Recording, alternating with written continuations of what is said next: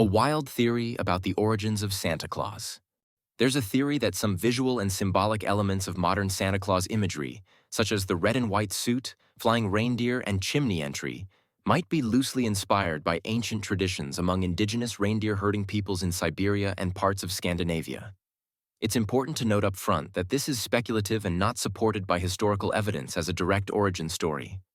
The actual development of Santa Claus is traced by historians to the Christian figure of Saint Nicholas, a 4th-century bishop from what is now Turkey, evolving through European traditions like the Dutch Sinterklaas and German influences, and taking its familiar form in 19th-century America via poems, like Clement Clarke Moore's 1823 A Visit from St. Nicholas, stories and illustrations, such as those by Thomas Nast.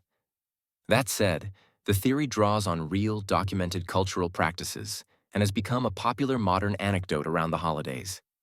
Indigenous groups like the Evenki in Siberia and the Sami across northern Scandinavia and Russia have lived as nomadic or semi-nomadic reindeer herders for centuries, relying on these animals for transportation, food, clothing, and more.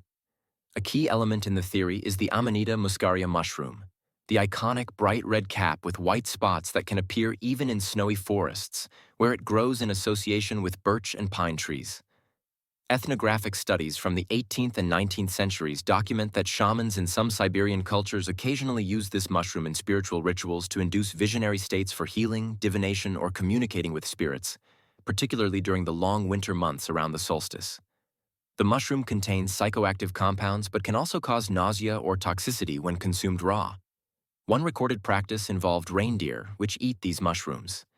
They metabolize some of the harsher toxins, making the effects milder if the urine is later consumed, though not universal across all groups. Traditional dwellings such as yurts or chum could become heavily snowbound. The central smoke hole at the top sometimes served as an alternative entry point. Shaman clothing was typically functional, made from reindeer fur and skins, sometimes decorated or dyed with natural colors available in the region.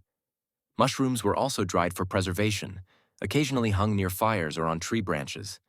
The proposed parallels are mostly visual or symbolic, the mushroom's colors echoing Santa's outfit, the central role of reindeer, smoke hole entry resembling a chimney, and shamanic spiritual flights, or winter resource sharing loosely tying into flying sleighs and gift-giving.